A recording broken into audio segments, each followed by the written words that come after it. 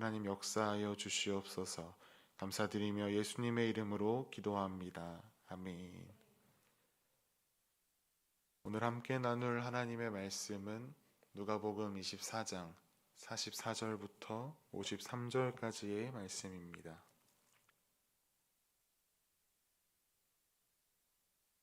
누가복음 24장 44절부터 53절까지의 말씀, 저와 여러분이 한 절씩 교독하여 읽도록 하겠습니다.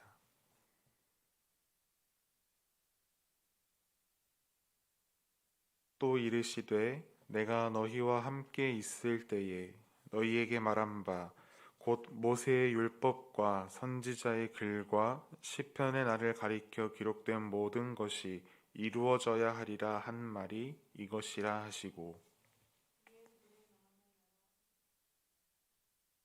또 이르시되 이같이 그리스도가 고난을 받고 제3일에 죽은 자 가운데서 살아날 것과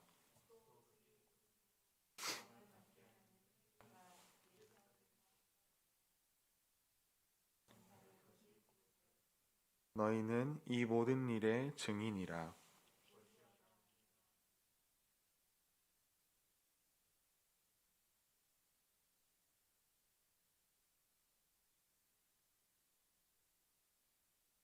예수께서 그들을 데리고 베다니 앞까지 나가사 손을 들어 그들에게 축복하시더니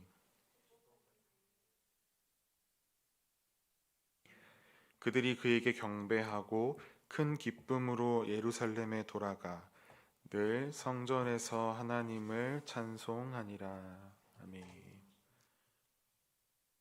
마지막 명령을 제대로 수행하려면 이라는 제목으로 말씀을 나누겠습니다. 3월의 마지막 날, 오늘도 새벽을 깨우친 사랑하는 성도님들을 사랑하고 축복합니다. 3월도 마지막, 그리고 우리가 묵상하는 누가복음도 드디어 마지막 페이지에 도착했습니다. 오늘 본문이 속한 누가복음 24장을 보면 아주 놀랍고도 기쁜 일이 일어났습니다. 예수님께서 사망 권세를 깨뜨리고 부활하셨습니다. 예수님께서 부활하신 후에 제자들에게 나타나셨습니다. 처음에 제자들은 부활하신 예수님을 보고서도 예수님이신 줄 알아차리지 못했습니다. 유령으로 착각하고 두려워 떨었습니다. 그러나 이내 예수님께서는 제자들을 안심시키시고 부활을 그들의 눈으로 보게 하셨습니다. 예수님의 부활을 경험한 제자들은 너무나도 기뻤습니다. 예수님과 함께 생선도 구워 먹었습니다. 그러나 아직 그들은 예수 그리스도의 대속적 죽음이 갖는 구속사적인 의미와 사망 권세를 이기시고 부활하신 놀라운 신비에 대해서는 이해하지 못했습니다. 그런 그들에게 오늘 마지막 명령을 예수님께서 하고 계십니다.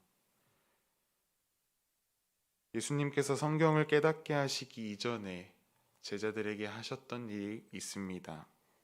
그것은 바로 제자들의 마음을 여는 일입니다. 영적 진리를 깨닫는 데 있어서는 성경 이해가 필수적입니다. 그 이전에 성경을 이해하기 위해서는 가장 먼저 마음을 열어야 함을 우리는 예수님의 행동을 통해서 알 수 있습니다. 예수님은 이 작업으로 인해서 영적으로 무지했던 예수님의 제자들은 삶과 죽음과 부활을 이해하게 되는 극적인 순간을 맞이했습니다. 이전의 제자들은 예수님의 부활과 고난에 대한 인식조차 하지 못했지만 이제는 이해할 수 있습니다. 그러나 예수님은 이것에 만족하지 않으시고 여기에서 제자들이 한 걸음 더 나아가기를 원하셨습니다.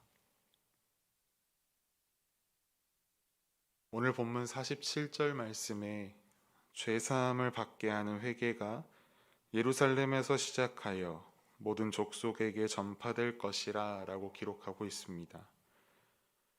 먼저 죄사함을 받는 회개가 예루살렘에서부터 일어날 것을 선포하셨습니다.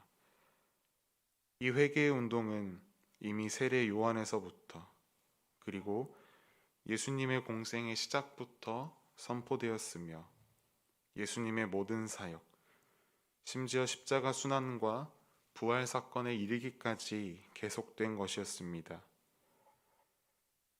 그러나 이 회개 운동의 특징은 단순히 죄를 지적하고 회개하는 데에서만 그치지 않음을 기억해야 합니다. 회개는 반드시 이후의 삶이 동행해야 합니다. 회개의 최종 목적은 인간이 모든 죄와 죄책감으로부터 해방되어 완전히 새로운 존재로 살아가도록 하는 것입니다. 그 회개의 복음, 그 영생의 복음이 예루살렘에서 시작하여 모든 족속에게 전파될 것이라고 오늘 예수님께서는 말씀하십니다. 전파가 일어나기 위해서 무엇이 필요합니까? 바로 전파자가 필요합니다. 전파자라는 이 단어, 우리가 코로나 시대를 살아가면서 굉장히 많이 듣는 단어입니다. 이 단어는 코로나뿐만 아니라 하나님 나라에도 굉장히 중요한 단어입니다.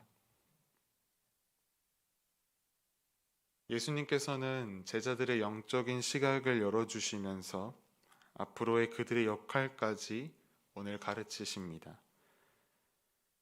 지금까지는 예수님께서 자신의 죽음 그리고 부활이 성경에 예언되어 있음만을 가르치셨는데 오늘은 그것을 반복하며 동시에 새로운 중요한 교훈을 추가하셨습니다. 바로 제자들이 감당해야 하는 복음 전파자의 사명입니다. 오늘 본문 48절 말씀에 너희는 이 모든 일의 증인이라 예수님께서 제자들에게 말씀하시면서 그들이 47절에서 언급하고 있는 이 지상 명령을 증거하는 증인이 될 것을 선포하셨습니다.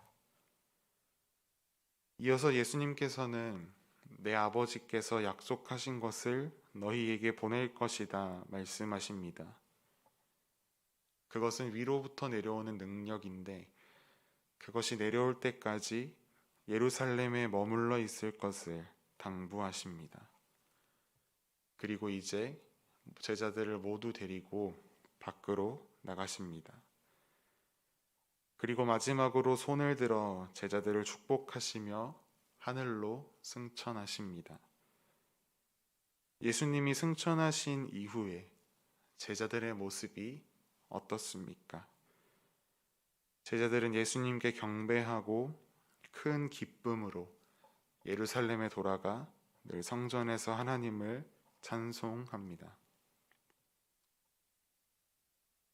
여러분은 제자들의 모습이 변화했다는 사실을 눈치채셨습니까?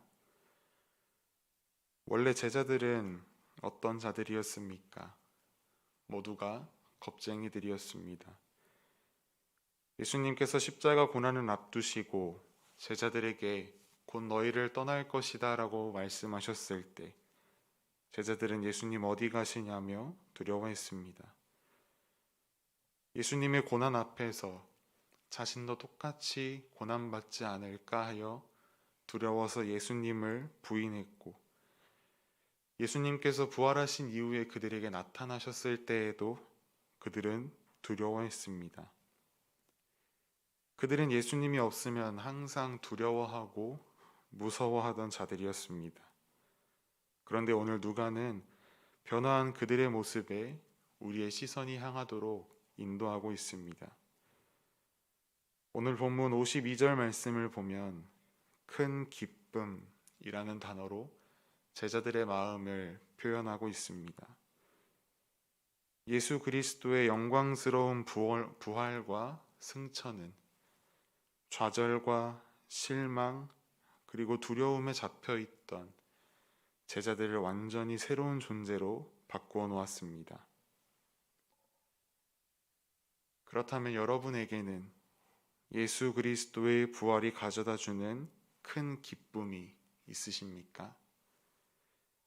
새해를 시작하고 한 해의 4분의 1이라는 이 시간을 보내는 동안에 여러분의 삶 속에 기쁨과 감사가 많았는지, 아니면 두려움과 근심, 걱정이 더 많았는지 한번 생각해 보십시오.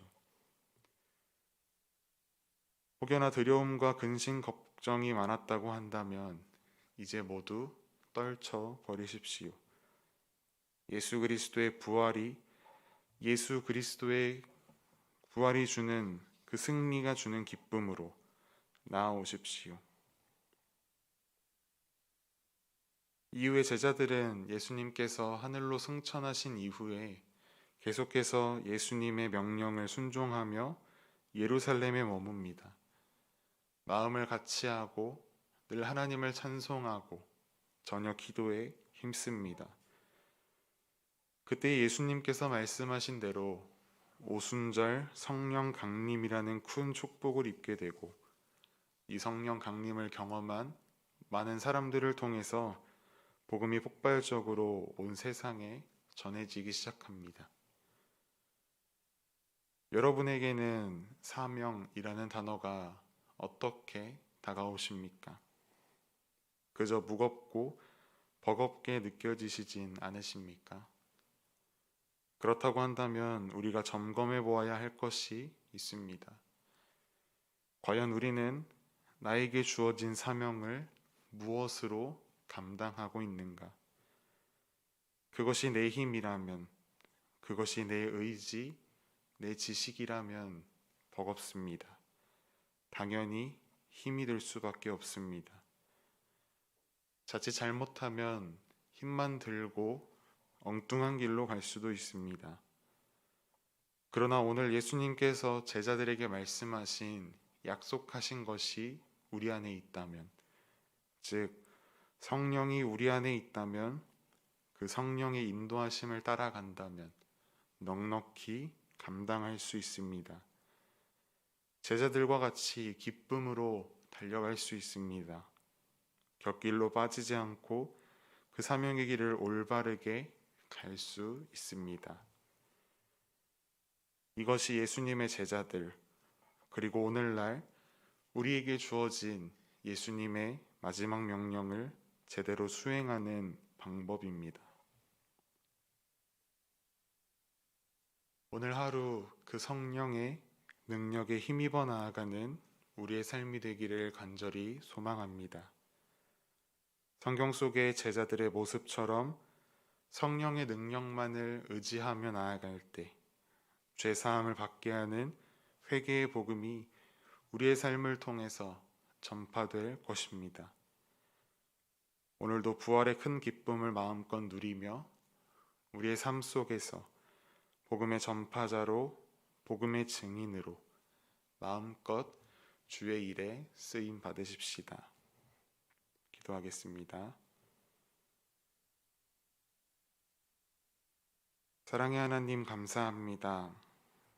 3달간의 누가복음 말씀 묵상을 통해 매일 우리에게 새로운 은혜를 허락하신 것을 감사합니다. 예수님께서 승천하시면서 제자들에게 큰 기쁨을 허락하셨습니다.